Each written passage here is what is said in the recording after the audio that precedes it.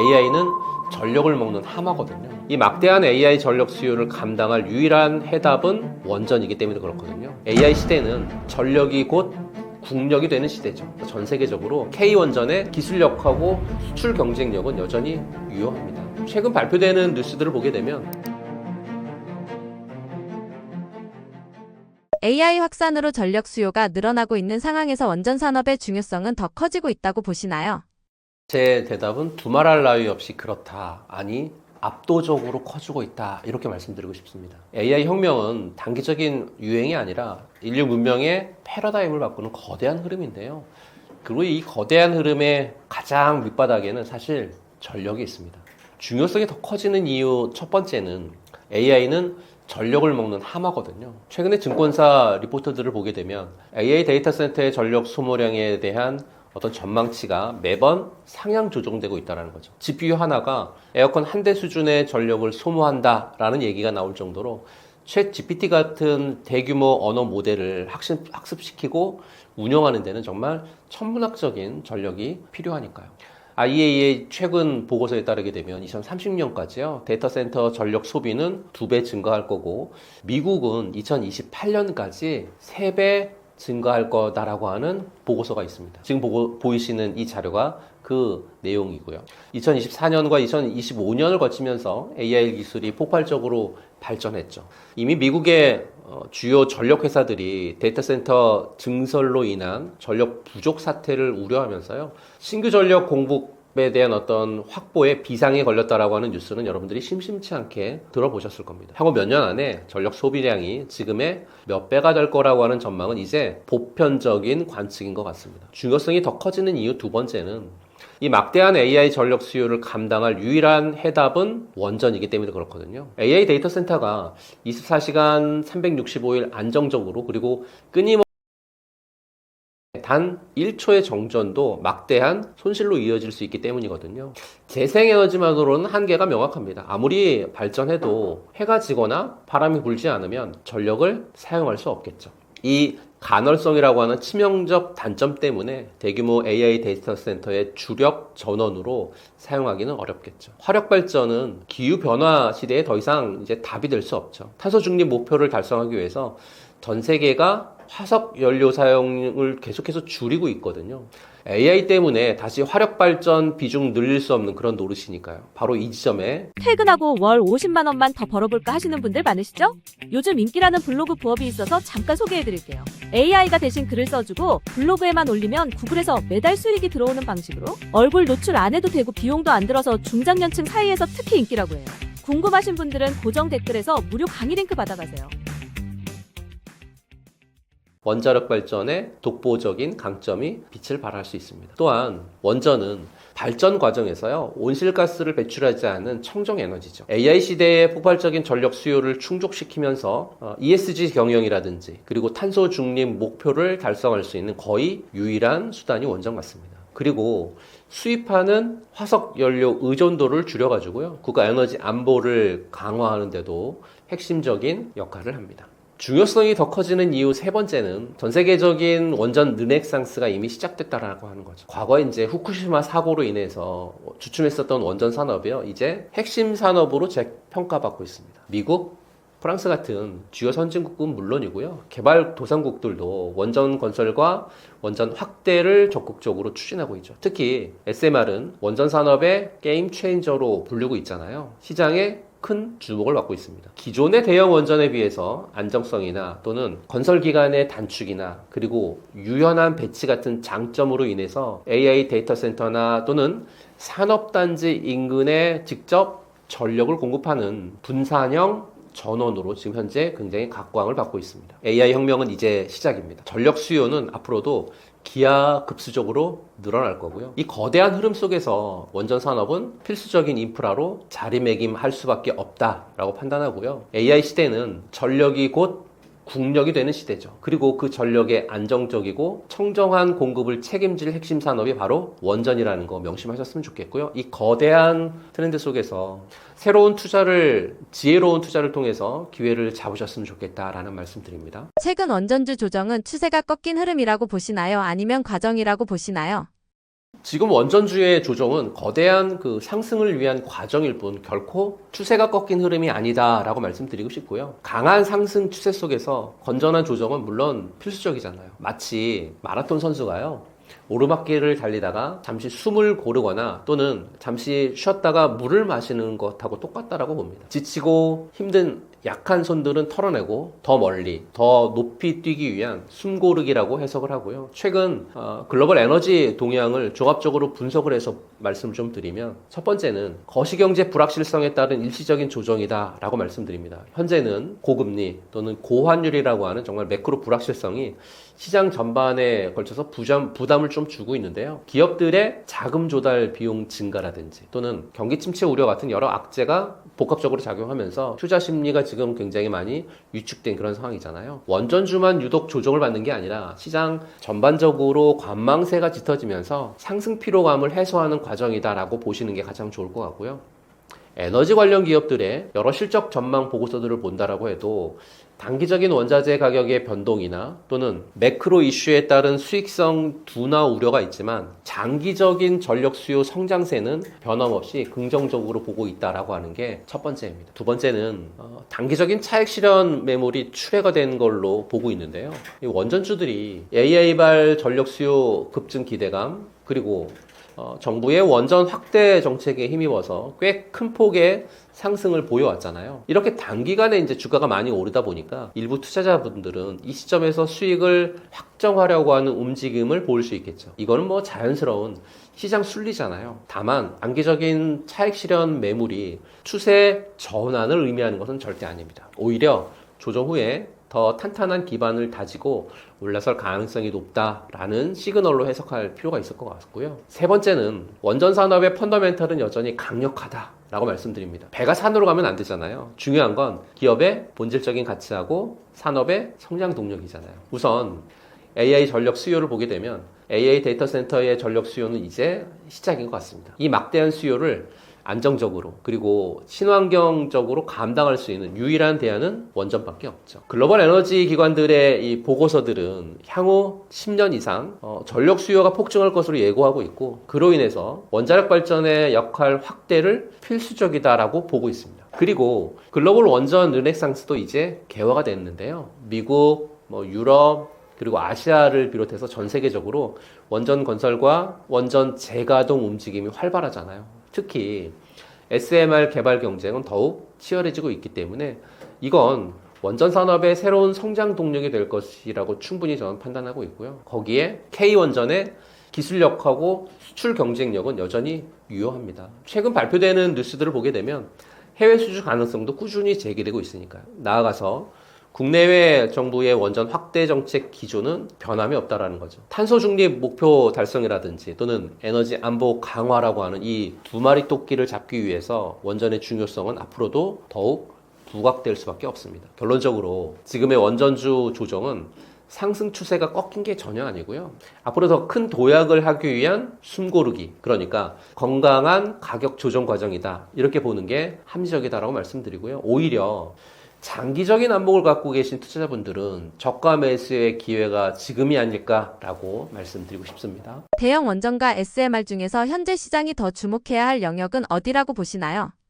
지금 당장의 실적은 대형 원전이지만 미래의 꿈과 확장성은 SMR이 주고 있다라고 말씀드립니다. 하지만 2026년을 바라보고 있는 지금 당장의 주가 탄력은 SMR, 내 계좌의 안정성은 대형 원전입니다. 왜 그런지 이유를 좀 설명해 드리면요. 첫째, 대형 원전인데 이 대형 원전은 여전히 여러분들이나 저나 투자자 입장에서는 든든한 현재이자 수출 효자죠. 최근 뉴스를 보게 되면 전 세계적으로 에너지 안보라든지 탄소 중립 목표 달성을 위해서 원전의 역할이 다시금 강조가 되고 있고요. 또 러시아 우크라이나 사태 이후에 유럽을 필두로 해서 각국이 신규 원전 건설을 재개하거나 수명을 연장 결정하고 있거든요. 특히 대한민국의 한국형 원전 같은 경우에 안정성이라든지 경제성 면에서는 세계 최고 수준으로 현재 인정을 받고 있습니다. 체코의 두코바니 원전 수주 덕분에 우리 K건설 수주액이 11년 만에 최고치를 찍었고요. 26조 원이 넘는 돈이 실제로 우리 기업들 곳간으로 들어오기 시작했다라고 하는 게 증거죠. 폴란드, 체코, 사우디 같은 주요 국가에서 끊임없이 수주전이 펼쳐지고 있고요. 앞으로도 추가적인 대형 프로젝트들이 줄줄이 대기하고 있습니다. 사실 대형 원전은요, 한번 수주하면 수십 년간 안정적인 매출을 담보하는 캐시카우 역할 톡톡히 하고 있잖아요. 국내 대형 건설사라든지 또는 원전 기자재 기업들의 실적에 즉각적으로 반영되는 영역이 바로 이 대형 원전 시장이죠. 당장 내년에 터질 계약 소식만으로도 주가는 요동칠 수 있다라고 말씀드리고 싶고요. 두 번째, SMR. SMR은 AI 시대의 기름이고 텐베거의 꿈입니다. SMR은 그야말로 원전 패러다임의 혁신을 가져올 기술이잖아요. 시장이 왜 SMR에 주목하느냐? 바로 AI 데이터 센터 때문이죠. 구글, 아마존, 마이크로소프트 같은 이런 공룡 기업들이 지금 전기가 없어서 난리잖아요. 24시간 멈추지 않는 깨끗한 에너지가 필요한데 데이터 센터 바로 옆에 지을 수 있는 건 SMR밖에 없죠. 최근 뉴스를 보시게 되면 미국의 딥 아토믹이 데이터 센터 통합 모델을 내놓았고요. 테라파워나 뉴스케어 파워가 실질적인 건설 단계로 넘어가고 있죠. 우리나라는 어떤가요? 두산 이미 SMR 주기기 제작 글로벌 허브가 됐죠. 삼성물산, 현대건설은 지분 투자로 지금 판을 다 짜놨으니까요. SMR은 꿈의 프리미엄입니다. 대형 원전이 연 5에서 한 10% 정도의 안정적인 수익이라고 하면 SMR은 제대로 터지기만 하면 앞자리가 바뀌는 영역이라고 말씀드리고요. 2026년 이제는 기대감을 넘어서 실질적인 수주 공시가 나오는 그런 구간에 진입했고, 단기적으로는 대형 원전의 수주 모멘텀을 주시하되 중장기적으로는 SMR의 기술력과 사업 확장성을 겸비한 이런 기업에 분산 투자하는 투트랙 전략 주목하실 필요가 있다라고 말씀드립니다. 현재 시장은 대형 원전 관련 뉴스가 나올 때마다 즉각적으로 반응하죠. 기존 원전 관련 부품이나 또는 기자재 그리고 설계라든지 건설 역량을 갖고 있는 기업들은 여전히 강력한 투자 매력을 지니고 있다라고 말씀드리고요. 동시에 SMR은 지금 당장의 매출보다는 기술 개발의 어떤 진척도라든지 또는 인허가가 굉장히 중요하거든요. 이 인허가 진행 상황이라든지 또는 글로벌 파트너십 구축 여부를 면밀히 살피실 필요가 있고요. 이 작은 원전이 상용화되는 순간 시장의 판도 완전히 바뀔 겁니다. 결론적으로 원전은 단순한 에너지를 넘어서 국가 안보 또는 산업에 대한 경쟁력 그리고 미래 기술의 핵심이라고 볼 수 있고요. 대형 원전이 만들어내는 어떤 든든한 현금 흐름과 SMR이 열어갈 무한한 성장 가능성을 동시에 보실 필요가 있고요. 둘 중 하나를 선택하는 것이 아니라 이 두 마리 토끼를 모두 잡을 수 있는 해안을 여러분들이 가져오셨으면 좋겠다. 이런 말씀 드립니다. 두산에너빌리티가 K원전 산업에서 차지하는 역할은 다른 기업들과 어떻게 다르다고 보시나요? 두산 에너빌리티는 K원전의 심장을 만드는 유일한 회사죠. 다른 기업들은 대체 가능하지만 두산 에너빌리티 같은 경우에는 대체 불가능합니다. 쉽게 원전 산업을 집짓는 걸로 비교를 해보면 한수원은 건물주입니다. 원전을 소유하고 운영하는 사업자죠. 그러니까 체코 원전 수주도 한수원이 총괄 주 계약자로 나섰잖아요. UAE 원전 수주로 세계 6번째 상용 원전 수출국 반열에 올랐고요. 한전기술은 설계사입니다. 원전의 종합 설계하고 원자로 계통의 설계를 담당을 하고 있고 1987년에 한빛 3호기나 4호기 종합 설계로 국내 최초 원전 종합 설계 주 계약자의 어떤 시대를 열었으니까요. 두산 에너빌리티는 원자로하고 증기 발생기라고 하는 원전의 핵심 장비를 만드는 유일무이한 제조사죠. 최근에 체코 원전에서 5조 6천억 원 규모의 계약 체결했잖아요. 그 중에 원자로하고 증기 발생기 같은 주기기 공급이 4조 9천억. 그러니까 5조 6천억에서 원자로하고 증기 발생기가 차지하는 비중이 굉장히 크다라는 거죠. 4조 9천억 원이니까요. 터빈하고 발전기는 고작해야 7천억 원 정도인데 중요한 포인트는 원자로는 핵분열이 일어나는 핵심 장비거든요. 두산 에너빌리티는 국내에 유일하게 이걸 만들 수 있는 기업이라는 거죠. 국내 유일의 대형 원자로 제작 어떤 그 역량을 보유하고 있고 한국형 원전이라고 하는 APR 1400의 다수 원자로 공급 실적도 갖고 있으니까요. 이 원자로 용기를 만들려고 하면 정말 초대형 단조 설비가 필요하거든요. 이건 전 세계에 몇 개 안 됩니다. 두산 에너빌리티는 원자로 용기 제작이 가능한 이 단조 설비를 가진 세계 몇 안 되는 업체 중에 하나고요. UAE의 바라카 원전 프로젝트 주기기를 제작하고 공급하면서 세계적으로 검증된 원전 주기기 제작 업체로 인정도 받았으니까요. 쉽게 말하면 한수원하고 한전기술이 아무리 원전을 설계를 하고 수주를 한다 하더라도 두산 에너빌리티가 원자로를 만들어주지 않으면 원전은 절대 못 짓는다는 거죠. 심장 없는 사람이 살 수 있을까요? 최근 두산 에너빌리티의 4분기에만 6조 원 이상의 수주 따냈거든요. 체코 원전 5조 6천억, 미국 SMR 개발사 엑스에너지하고의 어떤 계약, 또 미국 빅테크하고의 가스터빈 3개 공급 계약까지. 그리고 더 중요한 건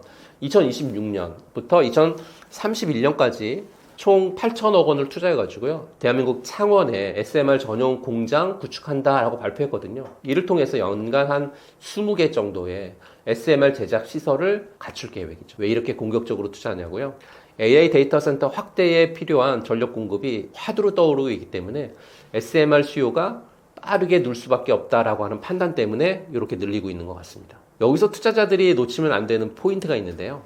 두산 에너빌리티가 2019년 지멘스나 제너럴 일렉트릭 또는 미쓰비시 또 안살도에 이어서 세계 5번째로요. 발전용 터빈 가스 국산화에 성공했다라는 거죠. 그리고 최근 이 가스 터빈이 해외 첫 수출까지 성공했는데요. 왜 가스 터빈이 중요하냐면 이 빅테크 업체들이 AI 데이터 센터용 전력 수요가 급증하면서 원전이라든지 SMR 붐이 일어나고 있거든요. 근데 이런 발전원들의 상용화나 또 연결까지는 사실 굉장히 좀 오랜 기간이 필요하건데 그 오랜 기간 동안에 중간에 이제 중간다리 차원에서 LNG 복합 발전이 채택이 되고 있어요. 2025년에 가스터빈 수요는 80기가와트 수준으로 전망이 되고 있고요. 지멘스라든지 미쓰비시 같은 기존 가스터빈 사업자들의 생산 능력은 주문을 지금 현재 따라가지 못하고 있는 그런 실정이라고 하니까요. 두산 에너빌리티는 K원전의 핵심 밸류체인에서 가장 대체 불가능한 그런 위치에 있고요. 한수원이랑 한전 기술도 굉장히 중요합니다. 근데 실제로 돈을 버는 건 제조를 하는 두산 에너빌리티입니다. 원전 관련주 가운데 구조적으로 가장 안정적인 포지션을 가진 기업 유형은 무엇이라고 보시나요? 원전 관련주 중에서 핵심 설비나 기자재를 독점적으로 제조하거나 공급하는 기업, 그리고 원전 설계하고 엔지니어링의 어떤 핵심 기술을 보유한 기업, 마지막으로 지속적인 또는 유지 보수 서비스를 제공하는 기업, 이런 유형이 구조적으로 가장 안정적인 포지션을 갖고 있거든요. 쉽게 말해서 없어서는 안 될 존재가 가장 안정적이라고 하는 거죠. 대체 불가능한 기술을 보유한 어떤 특수 기자재 기업, 작지만 강한 히든 챔피언들이죠. 원전은 엄청난 열과 압력을 견뎌야 하거든요. 여기에 들어가는 특수 밸브라든지 계측기, 그리고 밀봉 기술을 갖고 있는 그런 기업들을 보실 필요가 있을 것 같고요.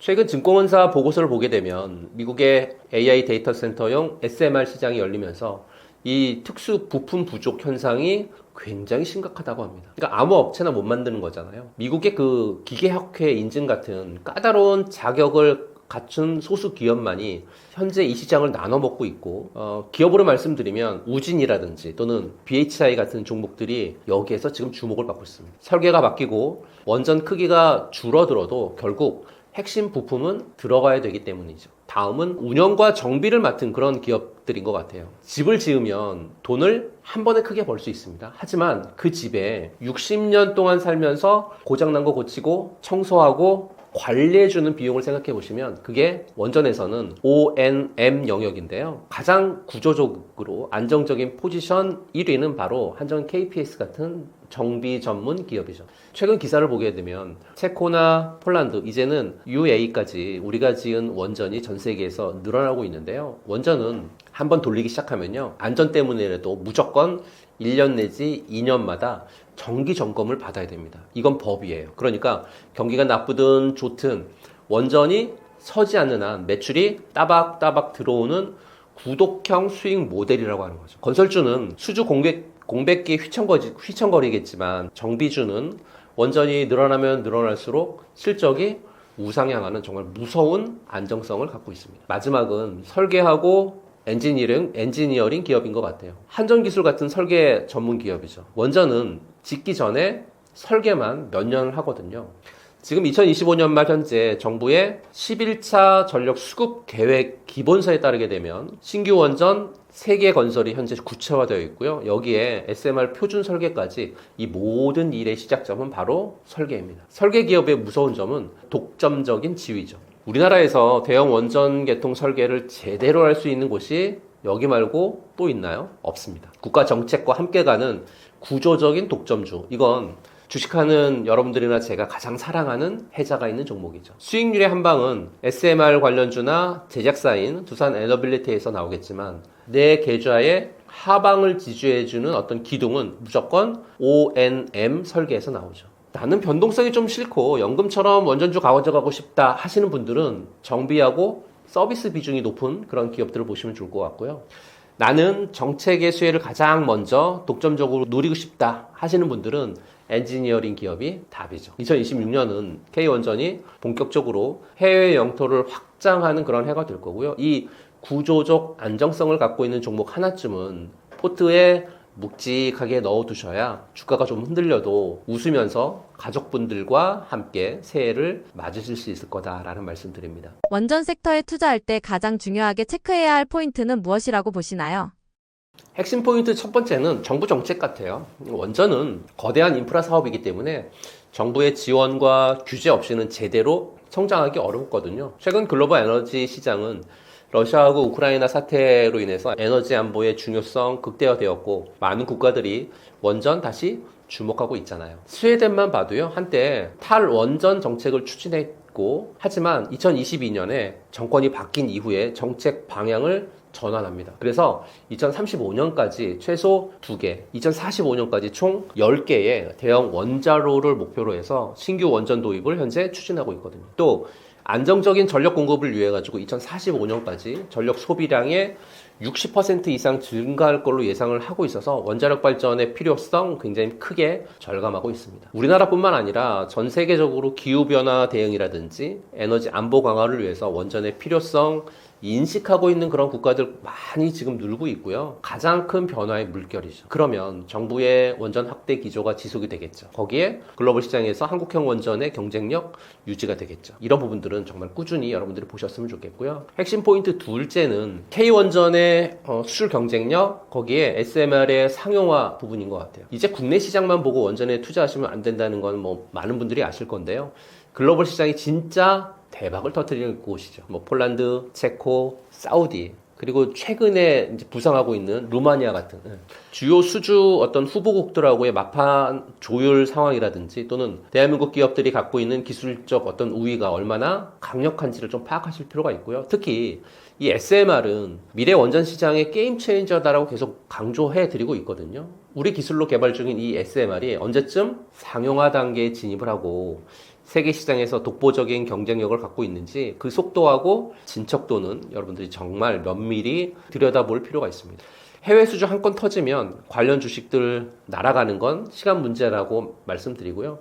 2025년 말 현재 SMR 상용화는 기술 완성도를 넘어서요. 경제성 확보 단계로 진입 중이라는 거 꼭 기억하셨으면 좋겠습니다. 핵심 포인트 세 번째는요. 기업의 어떤 재무 건전성이라든지 수주에 대한 어떤 잔고가 꼼꼼히 남아있는지 이거 확인하셨으면 좋겠어요. 아무리 정부가 밀어주고 수출 기대감이 커도 결국 기업의 펀더멘탈이 받쳐주지 못하면 모래정이잖아요. 각 원전 관련 기업들의 재무제표 반드시 보실 필요가 있고요. 안정적인 매출이라든지 이익 구조를 갖고 있는지 또는 부채 비율은 적당한지 그리고 무엇보다 수주 잔고가 충분히 쌓여 있는지 굉장히 중요하고요. 특히 오랜 기간 원전 산업이 침체기였잖아요. 현재 확보된 일감이 향후에 몇 년간 안정적인 성장을 담보할 수 있는지에 대한 부분들도 판단하셨으면 좋겠습니다. 물론 신규 수주 기대감도 좋지만 이미 확정된 캐시카우가 있는지 반드시 확인할 필요가 있고요. 이렇게 되면 단기적인 이슈에 흔들리지 않겠죠. 왜냐하면 기업들이 체력을 보여줬으니까요. 핵심 포인트 네 번째는 기술적인 우위라든지 미래 성장 동력 부분인 것 같아요. 단순히 원전 건설이나 또는 기자재 납품만 머무르는 어떤 기업은 한계가 있겠죠. 그래서 SMR을 넘어서 차세대의 원전 기술인 예를 들면 용융염 원자로라든지 굉장히 발음이 어려운데 이 용융염 원자로 같은 부분들 또 고속 증식로 같은 거 그리고 방사성 폐기물 처리 기술 같은 또 원전 해체 기술 같은 이런 부분들은 사실 미래 먹거리이고요. 얼마나 기업이 투자를 했느냐 또 얼마나 기업이 기술력을 확보했는지 굉장히 중요합니다. 기술 패러다임이 빠르게 변하는 시대에 여러분과 제가 서 있는데요. 지금 잘 나가는 기술도 사실 몇 년 지나면 구닥다리가 될 수 있거든요. 그래서 끊임없이 진화하고 혁신하는 기업만이 장기적인 성장을 이룰 수 있고요. R&D 투자 현황과 특허 동향도 유심히 살펴보실 필요가 있겠습니다. 특히 원전 연료 그리고 핵심 부품 국산화 역량은 미래 경쟁력을 좌우할 정말 중요한 요소이기 때문에 놓치지 않으셨으면 좋겠다라는 말씀드립니다. 최근 로봇 관련주들이 다시 주목받고 있는 이유는 무엇이라고 보시나요? 첫째 이유는 인공지능하고의 완벽한 융합, 그러니까 지능형 로봇 시대의 개막인데요. 지난 몇 년간 폭발적으로 발전한 어떤 생성형 AI 기술, 이 AI가 로봇의 뇌를 완전히 업그레이드 했습니다. 단순히 정해진 동작만 반복하는 로봇이 아니라 이제 보고, 듣고, 그리고 스스로 판단하고, 스스로 학습하고, 심지어 사람하고 대화까지 하면서 복잡한 임무를 수행하는 지능형 로봇의 시대가 열렸고요. 최근 증권사 보고서를 보게 되면 과거 로봇 붐이 자동화에 초점이 맞춰졌다라고 하면 지금은 자율화하고 지능화가 핵심 키워드입니다. AI가 로봇의 눈과 귀 그리고 두뇌가 되면서 적용 분야가 무한대로 확장되고 있죠. 이건 게임 체인저 중에 게임 체인저입니다. 둘째 이유는 휴머노이드 로봇과 서비스 로봇의 실제 적용 부분 같아요. 그러니까 과거 SF 영화에서 보던 이 휴머노이드 로봇이 이제 현실이 되고 있습니다. 테슬라의 옵티머스, 피겨 AI 같은 휴머노이드 로봇들이 단순 시연을 넘어서요, 실제 공장이나 물류 현장에 투입되고 있으니까요. 그리고 물류나 배송, 그리고 서빙, 그리고 의료 보조, 청소, 우리 일상생활 곳곳에 침투하고 있고요. 서비스 로봇 시장이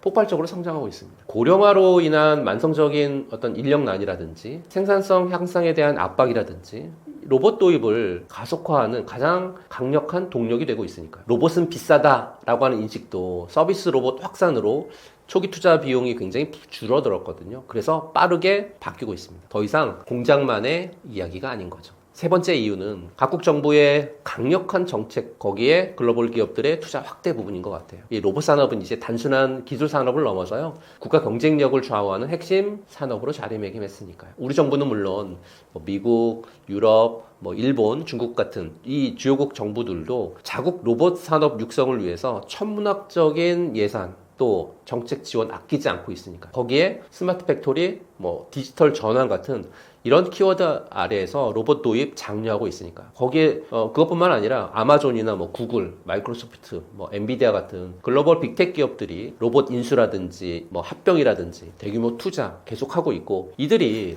로봇 사업에 뛰어들고 있다라고 하는 건 그만큼 시장의 잠재력이라든지 또는 미래 가치를 높게 평가하고 있다라고 하는 명확한 신호 아닐까요? 네 번째 이유는 핵심 부품이라든지 소프트웨어 생태계의 발전 부분인 것 같아요. 로봇은 단순한 하드웨어가 아니고요. 로봇의 성능은 모터라든지 감속기, 그리고 센서라든지 또는 제어기 같은 핵심 부품이라든지 운영체제, 또 인공지능의 소프트웨어 같은 기술 생태계가 얼마나 잘 구축이 되어 있느냐에 따라서 결정이 되겠죠. 최근에 이 핵심 부품들의 국산화라든지 고도화가 정말 빠르게 진행이 되고 있고요. 로봇 통합 솔루션을 제공하는 기업들의 기술력도 세계적인 수준으로 올라왔습니다. 이렇게 로봇 제조 원가를 낮추고 로봇의 성능이라든지 신뢰도를 높여가지고 산업 전체의 성장을 견인하고 있기 때문에 완성된 로봇 완제품 기업만 볼 게 아니라 이런 로봇의 어떤 뼈대라든지 심장을 만드는 기업들에도 주목할 필요가 있을 것 같고요. 로봇 산업은 이제 미래가 아닌 현재 진행형이죠. 다만 어떤 기업이 진짜 기술력을 갖고 있고 어떤 시장을 선도해 나갈 것인지, 진짜하고 가짜를 가리는 선별 작업은 여전히 중요하다고 말씀드리고요. 남들 말만 듣고 투자하지 마시고 남들의 기준을 가지고 직접 분석해 보시기 바라겠습니다. 분명히 큰 기회를 잡을 수 있을 거다라는 말씀드립니다. 로봇 산업이 이제는 기대가 아니라 실적으로 평가받는 구간에 들어섰다고 보시나요? 네, 그렇습니다. 2025년은 로봇주가 성장 테마주에서 실적 성장주로 명암이 바뀌는 역사적인 원년이라고 말씀드리는데요. 2024년까지만 해도 로봇은 미래는 밝은데 당장 돈 못 벌어 온다라는 말이 공식이었어요. 근데 최근에 나온 2025년 3분기 상장사의 실적 분석을 보면 소름이 돋습니다. 국내 주요한 로봇 상장사 중에서 SPG, 고영, 큐렉스, 라운테크, 클로봇, 로보티즈, 아진, 엑스텍 이런 기업들이 이미 분기 영업이익을 흑자로 기록하고 있으니까요. 특히 로보티즈나 클로봇 같은 서비스 로봇 그리고 AI 소프트웨어 기업들이 흑자로 돌아섰다고 하는 건 이제 로봇이 우리 일상에서 실제로 돈을 벌어다 주는 구조로 완성됐다라고 하는 뜻이거든요. 이제는 적자니까 안 사가 아니라 흑자로 돌아선 대장주가 어디냐라는 걸 따져볼 때라고 말씀드리고요. 최근 글로벌 뉴스를 보게 되면 테슬라의 옵티머스뿐만 아니라 중국의 유비테크 또 유니티 같은 이런 기업들이 올해 하반기부터 약 한 1000대 이상 대규모 납품을 시작했다라고 하거든요. 우리나라도 삼성전자 레인보우 로보틱스를 통해서 그리고 현대차가 보스턴 다이내믹스를 통해 가지고요. 실제 생산 라인에 휴머노이드를 투입하기 시작했죠. 이게 왜 중요하냐면 예전에 로봇 시연 영상 하나가 주가에 춤을 췄다라고 말씀드리면 지금은 공급 계약, 수주 잔고 이런 부분들이 주가를 밀어 올리고 있다라고 말씀드립니다. 이제는 기대감이라고 하는 거품이 빠졌고요. 그 자리에 실적이라고 하는 단단한 근육이 붙고 있다. 이렇게 보시면 될 것 같고요. 최근 증권사 리포트들의 핵심 키워드는 피지컬 AI죠. 로봇 하드웨어만 파는 게 아니라 로봇을 구동하는 AI 시스템을 구독형으로 제공한다는 거죠. 구독형은 매달 따박따박 현금이 들어오는 모델이잖아요. 특히 스마트 배터리나 또는 물류 자동화 수요가 폭발하면서 B2B 그러니까 기업용 로봇 매출이 전년 대비해서 30% 이상 지금 급증했다라고 하는 데이터 나오고 시작하고 있습니다. 인건비는 오르죠. 인력은 없죠. 기업들이 로봇에 쓰는 돈을 비용이 아니라 이제는 투자로 보기 시작했다라고 하는 겁니다. 이제 로봇 산업은 단순한 기대감만으로 움직이는 테마주가 아니라 뼈대 있는 기술력과 실질적인 어떤 시장 확대를 바탕으로 해서 매출과 이익이라고 하는 단단한 두 발로 서서 달려가고 있는 그러한 상황이라는 겁니다. 물론 여전히 종목 가리기는 중요합니다. 다만 실적이라고 하는 이정표를 따라간다라고 하면 분명히 좋은 투자 기회 잡을 수 있을 거다라고 말씀드립니다. 로보티즈 외에 지금 눈여겨볼 만한 로봇 관련 기업 세 곳은 어디라고 보시나요? 로봇 산업의 거대한 파도를 타고 폭발적인 성장이 기대되는 지금 특정 분야에 강점을 갖고 있는 그런 기업들은 좀 잘 고르실 필요가 있을 것 같고요. 실적에 시대하고 미래 성장 모멘텀을 동시에 잡고 있는 정말 보석 같은 그런 기업들. 첫 번째는 로봇과 그리고 핵심 부품에 대한 기술력을 갖고 있는 레인보우 로보틱스인 것 같아요. 이 레인보우 로보틱스는 단순하게 로봇 완제품 기업을 뛰어넘어서요. 핵심 부품이라든지 또는 소프트웨어 생태계의 발전을 상징하는 그런 기업이고요. 특히 로봇의 관절 역할을 하고 있는 정밀 액추에이터라든지 감속기 같은 핵심 부품에 대한 기술력을 자체적으로 보유하고 있죠. 또 그로 인해서 로봇 원가 경쟁력이라든지 품질에 대한 우위를 동시에 확보하고 있습니다. 여기에 더해 휴머노이드 로봇 분야에서 국내 독보적인 기술력을 자랑하고 있죠.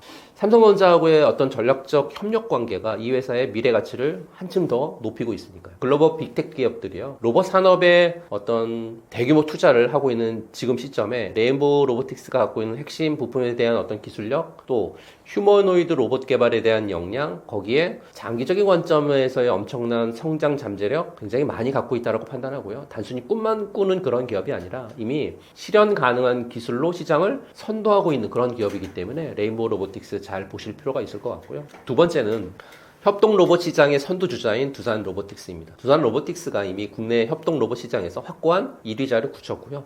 2025년에 현재 글로벌 시장에서도 괄목할 만한 어떤 성과를 내고 있는데요. 이 기업이 왜 중요하냐면 바로 매출 성장과 다양한 분야에서의 ROI를 증명하고 있기 때문에 그렇습니다. 이 두 가지 핵심 요소 모두 현재 잘 충족하고 있고요. 증권사 보고서를 보게 되면 단순히 제조업뿐만 아니라 F&B라든지 또는 물류 그리고 의료 같은 이 서비스 분야의 적용이 폭발적으로 늘면서요. 두산 로보틱스의 로봇 판매 대수 그리고 솔루션 매출이 매년 두 자릿수 이상 성장하고 있다라고 하니까 굉장히 괄목할 만한 성장을 하고 있는 거죠. 특히 로봇 생산의 대량화 그리고 원가 절감 이걸 통해서 경쟁력 확보하고 있고 중소기업들까지도 로봇 도입을 가속하고 있어서요. 앞으로도 안정적인 실적 확대 충분히 기대해 볼 수 있을 것 같습니다. 해외 공략도 활발해서요.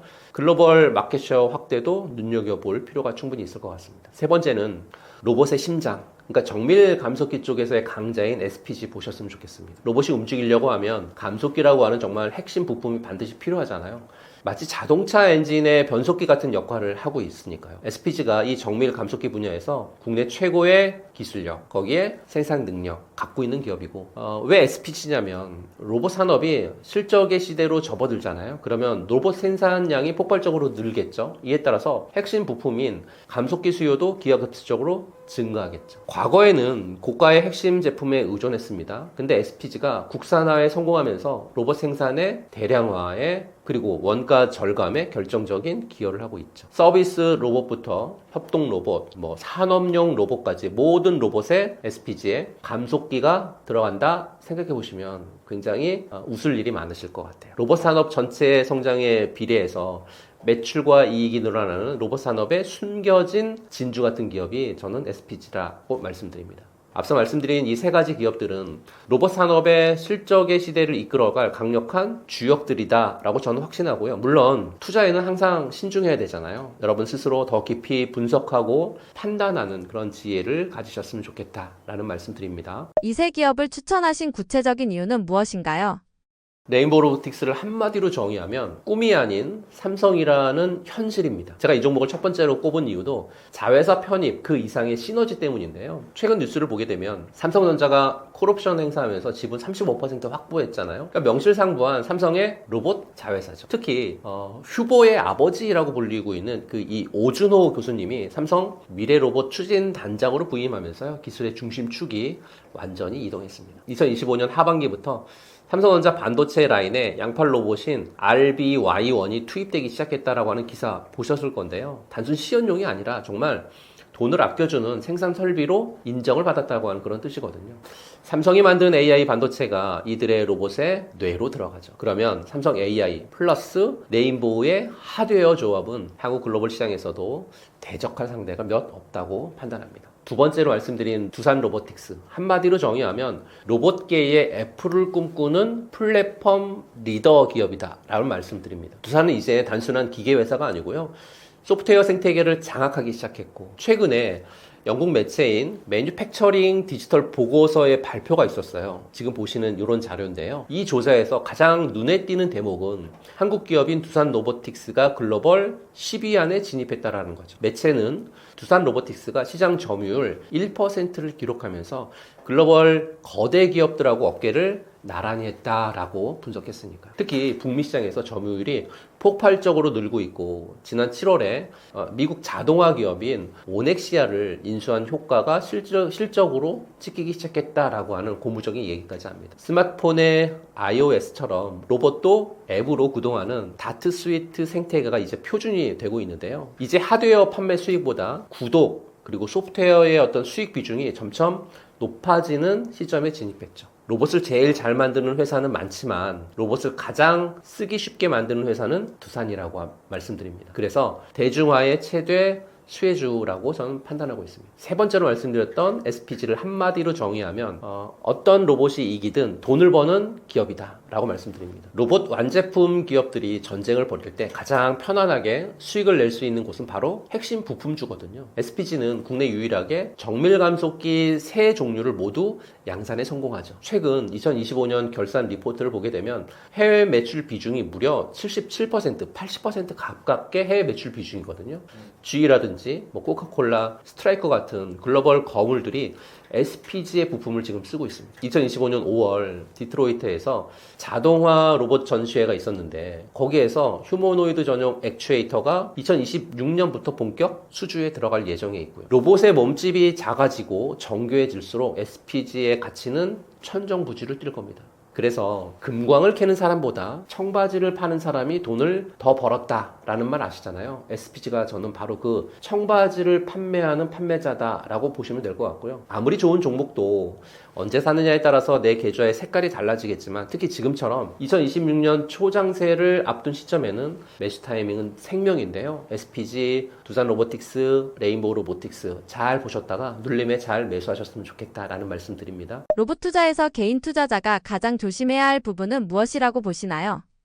아무래도 첫 번째는 실적 없는 테마주 순환매, 이게 제일 무섭잖아요. 지금 로봇주 시장이 어떻게 돌아가고 있냐면 대형주 주가와 주가 지수가 박스권에 갇히자 단기적으로 수익을 챙기려고 하는 어떤 매매가 횡행하면서 테마주가 순환매하고 있어요. 이게 무슨 뜻이냐? 오늘은 로봇주가 오르면 내일은 우주항공주가 오르고 모레는 반도체주가 오르는 이런 식으로 자금이 돌고 있다는 거죠. 최근에 계양전기라고 하는 회사, 현대 트랜시스에 로보틱스 모듈 상품을 공급한다라는 공시했거든요. 그러면서 3일 동안 상한가를 찍었어요. 근데 자세히 보면 이 계양전기가 직접 로봇 부품을 만드는 게 아니라 다른 회사가 만든 걸 사다가 유통한다고 하는 거거든요. 이런 식으로 테마가 엮이게 되면 주가가 뭐 두세 배 뛰는 게 요즘 로봇주의 시장입니다. 전 경고합니다. 지수가 강하게 상승하는 시기가 오게 되면 해당 수급이 다시 대형주로 옮겨갈 수 있거든요. 그러면 급등했었던 테마주 매매에 주의를 기울이셔야 된다라고 말씀드리고요. 순환매는 언제든지 끝날 수 있습니다. 끝나는 순간 여러분이 잡고 있는 주식만 남을 수 있습니다. 두 번째는요, 적자 기업이 대부분이라고 하는 현실입니다. 이게 진짜 핵심인 것 같아요. 2025년 3분기 전체 35개 정도의 로봇 상장 기업들의 매출이 6천억 원 정도 되거든요. 근데 영업이익은 마이너스 750억입니다. 작년 동기 대비해서 340%는 악화됐습니다. 더 충격적인 건 3분기 단일 분기에 흑자를 기록한 기업은 단 7곳에 불과하다는 거죠. 35개 기업 중에 7곳만 돈을 벌고 있습니다. 두산 로보틱스가 152억, 유일 로보틱스가 약 한 40억. 뉴로메카가 한 30억 적자를 냈고요. 심지어 레인보우 로보틱스처럼 삼성전자의 지원을 받는 회사도 아직 적자죠. 이유는 높은 R&D 투자 부담이라든지 또는 원재료라든지 부품 가격 상승, 그리고 고금리하고 환율 영향으로 인해 가지고요, 금융 비용이 증가했기 때문입니다. 거기에 설비 투자도 지연되고 있으니까요. 그리고 인력을 확충하거나 설비 투자의 어떤 선투자 등이 동시에 부담으로 작용하고 있기 때문에 그렇거든요. 지금 로봇 기업들은 사실 미래를 위해서 돈을 왕창 쏟아붓고 있는 그런 단계에 맞습니다. 근데 가시적인 실적이 나오려면요, 적어도 2026년 이후로 가야 되는 게 업계 공통된 시각이다라고 말씀드립니다. 셋째는 중국발 가성비 로봇의 공습인 것 같아요. 최근에 뉴스를 보게 되면 테슬라 옵티머스만 대단해 보이지만 사실 시장 밑바닥에서는요, 중국산 저가형 협동 로봇, 물류 로봇 무서운 속도로 점유율을 먹어치우면서 올라오고 있습니다. 우리나라 기업이 아무리 잘 만들어도요, 중국이 반값에 내놓으면 이기긴 힘들죠. 단순히 로봇을 만든다는 것만으로는 굉장히 부족하고요. 가격 경쟁력을 넘어서는 어떻게 보면 독보적인 생태계의 어떤 핵심 부품 기술인지를 보셨으면 좋겠습니다. 그러니까 대체 불가능한 기술이 없는 기업은 중국 기업하고의 치킨 게임에서 살아남기 어렵다라고 말씀드립니다. 또한 로봇 산업의 성장성이 커지면서 글로벌 빅테크 기업들의 시장 진입이라든지 또는 경쟁이 더욱 치열해지고 있는데요. 이렇게 되면 기술력이 약하거나 또는 자본이 좀 부족한 기업들은 경쟁에서 전 도태될 수밖에 없다라고 말씀드리고요. 많은 로봇 기업들이 사실은 아직 초기 성장 단계에 있습니다. 그래서 지속적인 자금 투입이 필요하고요. 신규 투자 유치가 실패가 되면 유동성 문제가 불거질 수 있기 때문에 그러거든요. 그래서 최근에 재무보고서를 통해서 기업의 어떤 부채 비율이라든지 또는 현금 흐름이라든지 또 대주주의 어떤 구성이라든지 경영 안정성 같은 부분들은 반드시 확인하실 필요가 있습니다. 성장성만 쫓다가 자금난으로 휘청거리는 기업에 투자하는 우를 범해서는 안 된다라고 말씀드리고요. 로봇주는 테마로 사서 실적으로 파셔야 됩니다. 그러니까 남들이 환호할 때 재무제표를 열어보는 투자자가 정말 진짜 고수라고 말씀드리고 싶습니다. 로봇 산업을 2026년까지 바라본다면 어떤 관점으로 접근하는 것이 좋다고 보시나요?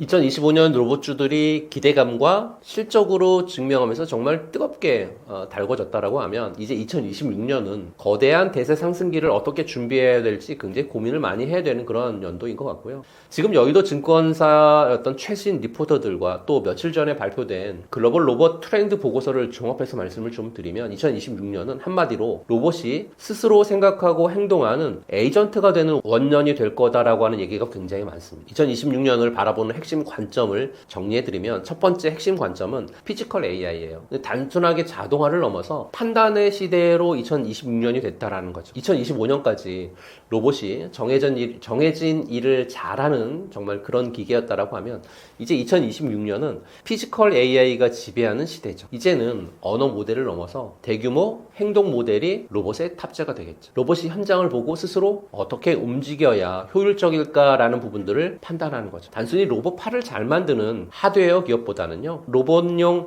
AI 소프트웨어 역량이 있다거나 또는 엔비디아 같은 글로벌 AI 기업과 강력한 파트너십을 맺은 그런 기업들에 집중하실 필요가 있고요. 2026년은 이 두뇌의 가치가 하드웨어보다 훨씬 높게 평가받는 그런 해다라는 말씀 드리고요. 두 번째 핵심 관점은 휴머노이드인 것 같아요. 이제는 연구실에서 공장으로 실질적인 양산의 해가 2026년인 것 같고요. 최근 뉴스를 보게 되면 현대차 그룹이요, CES 2026에서 4세대 전동식 아틀라스 실물을 시연할 예정에 있거든요. 그러면서 상용화 전략을 발표할 예정에 있습니다. 삼성전자도 역시 레인보우 로보틱스를 통해 가지고요, 가전 제조 라인에 휴머노이드를 투입하는 시나리오가 2026년에 본격적으로 가동될 것으로 판단하고 있습니다. 2026년은 휴머노이드가 쇼를 하는 게 아니라 실제 공장에서 사람 대신에 24시간 일하면서 생산성을 올리는 그런 모습 보게 될 거고요. 휴머노이드에 들어가는 고정밀 액추에이터, 센서 기업들 주목하셨으면 좋겠습니다. 대당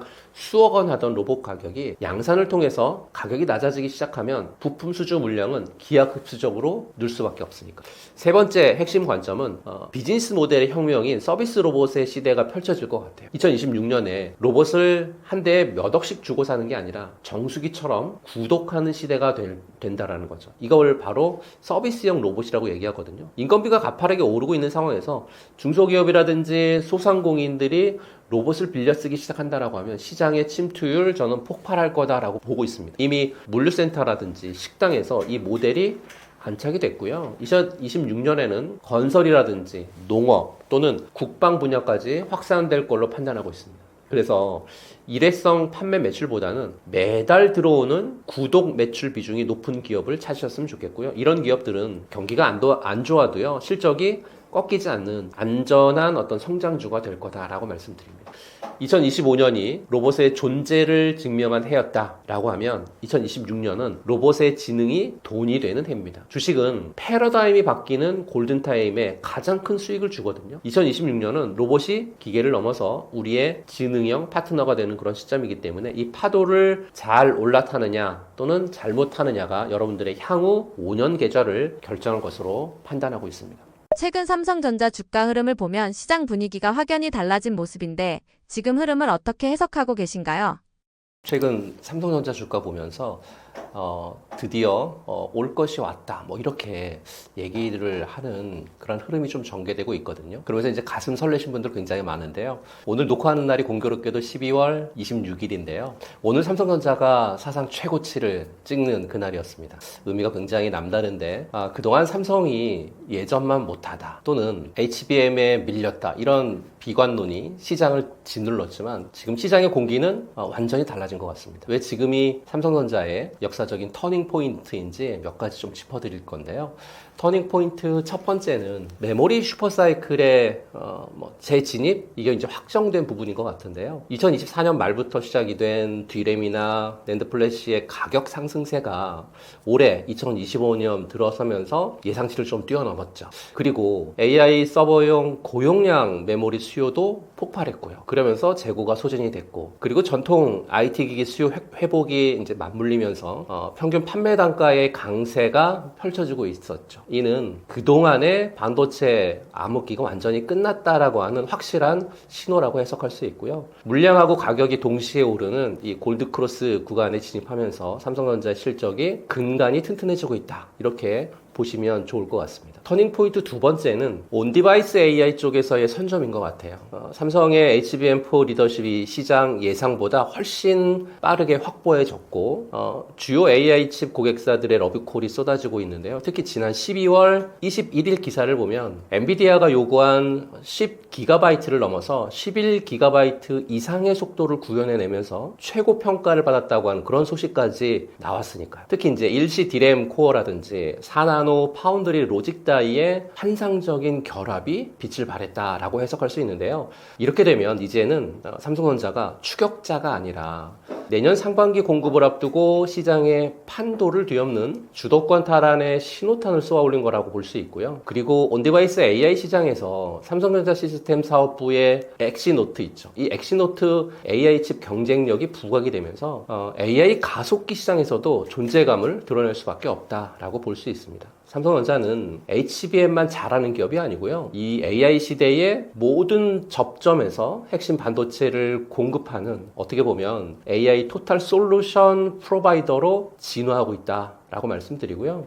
AI 생태계의 어떤 핵심 파트너로서 위상도 지금 굉장히 강화되고 있는 그런 상황이 전개가 되고 있습니다. 터닝 포인트 세 번째는요, 2나노 파운드리 수율에 대한 개선 시그널인데, 그동안 삼성 파운드리의 약점이었던 게이트 올 어라운드 2나노 공정 수율에 문제가 있었잖아요. 산업계 소식통을 통해서 유의미한 개선 시그널이 지금 포착되고 있다라고 하니까 굉장히 좋은 신호인 것 같고요. 거기에 발맞춰서 이미 주요 고객사들하고의 1.4나노 공정 샘플 테스트도 지금 순항 중에 있다라고 하니까 내년 초, 그러니까 2026년에 파운드리 수주잔고 증가 소식 역시 본격적으로 나올 그런 가능성이 굉장히 높다라고 말씀드립니다. 이건 어떻게 보면 삼성전자의 게임 체인저죠. 파운드리 부문이 턴어라운드에 성공한다면 삼성전자는 메모리만 의존하는 기업이 아니라 종합 솔루션 기업으로서의 어떤 밸류에이션을 받게 되니까요. TSMC 독주 체제를 견지할 수 있는 유일한 대항마로서 가치가 폭발적으로 재평가될 것으로 저는 판단하고 있습니다. 지금의 삼성전자 주가 흐름은 단순 어떤 순환장의 반등이 아니고요. 지난 몇 년간의 고난을 딛고 미래 기술 패권을 주기 위한 삼성의 전략적 투자가 마침내 결실을 맺기 시작한 그런 결과가 아닐까라고 말씀드리고요. 최근 국내외 주요 증권사들이 삼성전자 주가를 좀 목표 주가를 줄줄이 상향하고 있거든요. 삼성전자의 목표 주가를 줄줄이 상향하고 있거든요. 이건 어떻게 보면 만년 저평가라고 하는 그 꼬리표를 떼고 밸류에이션 재평가가 활발히 이루어지고 있다라고 하는 증거 같고요. 삼성전자는 단순히 HBM 테마주가 아니죠. AI 시대의 가장 강력한 기술 인프라 기업이자 대한민국을 대표하는 기술주로서의 어떤 가치 재평가를 받는 분명한 시기가 지금 도래하고 있다라고 말씀드리면서, 지금의 흐름은 삼성전자의 주가의 흐름이 아직까지도 저평가되어 있는 그런 구간인 것 같다라고 말씀드리고요. 그걸 증권사 리포트뿐만 아니라 오늘 녹화하는 12월 26일 삼성전자가 사상 최고치를 찍고 있는 이런 좋은 환경이 앞으로도 계속되지 않을까라고 말씀드리고 싶습니다. 삼성전자와 엔비디아 협력 이슈가 현재 주가에 어느 정도 영향을 주고 있다고 보시나요? 삼성 HBM이 엔비디아에 들어가냐 마냐, 젠슨 황 CEO가 삼성 부스에 왔다느니 안 왔다느니, 초기 이슈들은 이미 역사의 뒤안길로 사라진 지 좀 오래가 됐고요. 당시에 그런 뉴스 하나하나가 주가가 출렁이는 그런 이슈였고, 지금은 시장의 눈높이가 한참 높아졌죠. 초기의 기대감은 이미 주가에 다 반영이 됐고요. 이제는 협력과 질과 양분인 것 같아요. 거기에 실제 성과가 주가를 움직인다라고 말씀드리는데요. 왜 이렇게 말씀을 드리는지 이유를 설명을 좀 드려볼게요. 첫 번째 이유는 역전의 발판을 마련한 HBM4의 공급 가시화 부분인 것 같아요. 삼성전자가 내년 상반기부터 엔비디아 6세대인 HBM4를 본격 공급할 가능성이 매우 커졌고, 특히 삼성이 리스크를 감수하고 D램 설계를 완전히 재설계하면서 경쟁사하고의 기술 격차를 1년 가까이 확 줄였다라고 하는 평가가 지배적이거든요. 시장 점유율도 올해 16% 정도 수준에서 내년에 가면 2배가량 늘어나는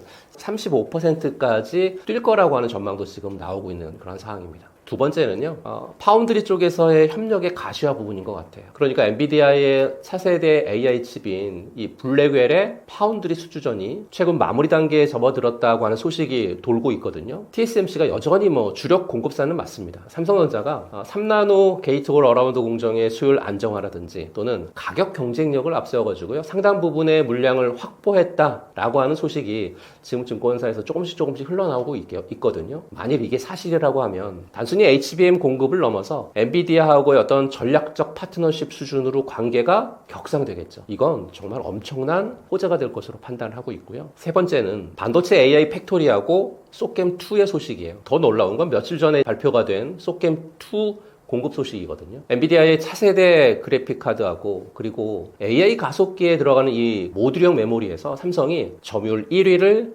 차지할 것으로 지금 보이고 있거든요. 게다가 삼성 공장에 엔비디아 GPU 5만 개를 넣어가지고요, AI 팩토리를 만든다? 이건 단순히 갑하고의 을과의 관계를 넘어서 엔비디아가 삼성의 제조 능력을 자기들 표준으로 쓰겠다라고 하는 정말 강력한 시그널이라고 보시면 될 것 같습니다. 결론적으로 현재 주가에 즉각적인 미치는 재료는 아닌데요. 이미 시장은 뭐 삼성 엔비디아하고의 어떤 협력이 기정사실화된 상태로 인식을 하고 있어서 단발성 뉴스에 주가가 폭등했던 시기는 좀 지났다라고 말씀드립니다. 그러면 정말 주가에 실질적으로 영향을 미치려고 한다라고 하면 몇 가지를 체크하실 필요가 있는데, 실질적인 영향을 미치려고 하는 첫 번째는 실적 확인인 것 같아요. 가장 큰 핵심 동력이죠. 지금은 협력의 볼륨, 그러니까 HBM 납품량에 대한 어떤 확대라든지 또 HBM4에서의 기술 우위를 확보하는 부분들, 그리고 파운드리 수주 같은 구체적인 실적이라든지 시장 점유율이 상승이 돼야, 그래야 주가에 긍정적인 영향을 미칠 것으로 판단하고 있고요.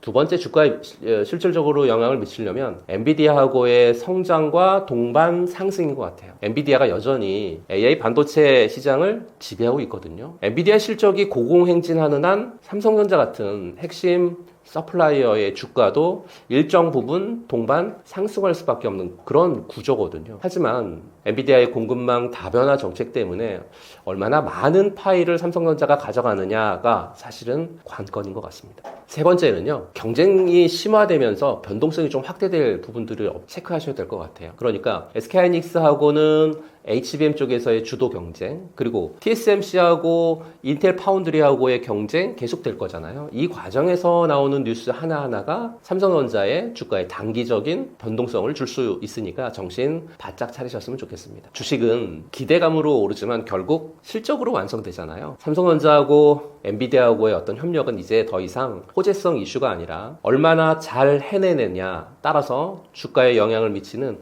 본질적인 가치라고 좀 말씀드리고요. 기업의 펀더멘탈, 그리고 기술력, 그리고 시장 점유율 변화에 꾸준히 주목할 때라고 말씀드리고 싶습니다. HBM을 중심으로 한 메모리 경쟁에서 삼성전자의 위치는 지금 어디까지 와 있다고 보시나요? 우선은 HBM3는 수율 안정화와 공급 확대로 지각 변동을 좀 일으켰죠. 삼성전자가 2024년 중반부터 HBM3E 12단 제품을 엔비디아를 비롯한 주요 고객사에 성공적으로 이제 공급하기 시작했는데요. 물론 초기에는 수율 문제로 말이 굉장히 많았죠. 근데 2024년 작년 하반기부터 빠르게 안정화되면서 올해 2025년 들어서는 대규모 양산 체제를 구축했다라고 하는 최신 보고서들이 쏟아지고 있죠. 특히 그 엔비디아 쪽 공급 물량이 예상치를 상회하면서요, 시장 점유율을 빠르게 회복하고 있다라고 하는 그런 분석은 지배적인 상황이죠. 그래서 증권가에서는 삼성전자의 2025년 HBM 매출이 전년 대비해서 최소 2배, 많게는 3배 가까이 성장할 거라고 이렇게 예측을 하고 있거든요. SK하이닉스하고의 HBM 시장 점유율 격차를 상당 부분 좁히는 결과를 가져올 거라고 하는 그런 전망도 굉장히 많습니다. 특히 엔비디아는 특정 업체만 의존하지 않는, 그러니까 듀얼 벤더 전략을 확실히 가져가고 있거든요. 그러니까 삼성전자가 HBM3E의 기술력과 생산 능력을 입증하면서 엔비디아 입장에서는 안정적인 HBM 공급을 확보하게 됐다. 이건 삼성전자의 강력한 성장 동력이 되고 있다라고 말씀드리고요. 그 다음은 HBM4, 6세대 HBM4인데요. 현재 기술 리더십을 통해서 미래 시장을 선점하고 있어요. HBM4가 2026년부터 이제 본격적으로 기술 경쟁에 돌입하는데, 여기서 삼성전자가 현재 치고 나가고 있고요. 2025년 하반기부터 삼성전자가 하이브리드 본딩 기술을 적용한 HBM4 초기 샘플을 엔비디아 같은 주요 고객사에 공급하기 시작했다라고 하는 최신 뉴스들 굉장히 저는 고무적이다라고 말씀드리고요. 물론 SK하이닉스도 HBM4 개발에 박차를 가하고 있지만 삼성전자가 하이브리드 본딩을 먼저 도입하면서 기술 리더십을 확보하려고 하는 그런 움직임 보이고 있고, 이 기술이 HBM의 대량 양산에 만약에 성공적으로 적용이 된다고 하면요, 삼성전자가 HBM 시장에서 기술 초격차를 다시 한번 만들어낼 수 있는 강력한 무기가 된다, 이렇게 말씀드립니다. HBM4부터 GPU에 맞춰서 커스터마되는 경향이 굉장히 강해질 건데요. 삼성전자는 파운드리하고 패키징 기술까지 함께 갖고 있기 때문에요. 고객 맞춤형 솔루션 제공에서는 정말 강점을 그대로 가져갈 수 있다. 이렇게 판단하고 있습니다. 마지막으로 이제 독보적인 경쟁력을 보이고 있는 메모리, 파운드리, 패키징의 어떤 시너지 부분도 체크하실 필요가 있는데요. 사실 삼성전자의 가장 큰 강점은요. HBM, GPU, 그리고 첨단 패키징 한 회사에서 이 모든 것을 제공할 수 있는 원스톱 턴키 솔루션 능력이에요. 엔비디아하고 같은 고객사 입장에서는 사실 공급망 관리가 훨씬 효율적이고 또 기술 개발 시너지도 굉장히 크다고 말씀드릴 수 있거든요. 엔비디아의 차세대 AI칩, 블랙웰, 파운드리 수주 얘기도 있었는데요. 만약 삼성전자가 엔비디아의 파운드리 물량까지 대규모로 가져온다라고 하면 HBM 공급과 시너지를 내면서 AI 칩의 핵심 파트너로 위상이 더욱 공고해질 수 있다라고 말씀드리고요. 최근까지 SK하이닉스가 HBM 시장을 주도했지만 삼성전자의 HBM3E의 공급을 확대하고 수요를 안정화하면서요. SK하이닉스를 맹추격하고 있는 그런 와중이고 동시에 HBM4에서는 하이브리드 본딩이라고 하는 차세대 기술을 선제적으로 도입했으니까요. 미래의 HBM 시장의 주도권을 잡기 위한 정말 강력한 도전이자 또는 선도 경쟁자로 완전히 위치를 바꿔놓고 있는 상황이 지금 현재 삼성전자가 아닐까 이렇게 말씀드립니다. 물론 SK하이닉스도 만만치 않은 경쟁자고 시장은 언제나 빠르게 변하고 있거든요. 하지만 삼성전자가 그동안 쌓아온 반도체 쪽에서의 역량 또 과감한 기술적인 투자 그리고 위기 돌파 능력이라고 하면 충분히 다시 HBM 선두 자리를 되찾을 수 있다라고 저는 확신하고요. 삼성전자 HBM의 현재 위치는 이제 다시 시작이라고 하는 점을 명심하셨으면 좋겠고요. 앞으로 나올 HBM4 양산 소식이라든지 또는 고객사의 확대 소식에 귀 기울여야 될 때라고 말씀드리고 싶습니다. 저는 매달 10일, 20일, 30일마다 경제 원탑이라고 하는 채널에서 무료 강의를 하고 있습니다. 주식 관련되어 있는 강의를 하고 있는데요. 시장 상황에 맞게끔 지금 시장 상황은 어떤지에 대한 부분들을 설명 좀 해드리고요. 그 시장 상황에서 맞게끔 종목을 한 4종목 정도, 5종목 정도가 시장의 주인공이 될 종목을 전략적으로 말씀을 좀 드리고 차트까지 설명드리고 있거든요. 거기에 섹터 하나를 또 정해서요. 어떤 날은 로봇 섹터, 또 어떤 날은 바이오, 어떤 날은 조선, 반도체 같은 섹터를 정한 다음에 그 섹터가 어떻게 움직일 건지, 지금 필요한 건 어떤 건지에 대한 부분들을 설명해드리고 퍼스트 클래스 종목을 한 5종목을 이렇게 콕 집어드립니다. 그리고 그 5종목이 선정된 퍼스트 클래스 종목 안에서 10배거가 될 수 있을 만한 종목 하나를 콕 집어서 말씀드리고요. 그리고 나서 코인, 비트코인, 이더리움, 리플 같은 이런 코인들에 대한 접근 방법이라든지 관점 같은 이런 부분들을 매달 10일, 20일, 30일마다 여러분들에게 무료로 서비스 해드리고 있으니까요. 경제 원탑 들어오셔서 같이 저와 많은 돈 버셨으면 좋겠다라는 말씀 드립니다.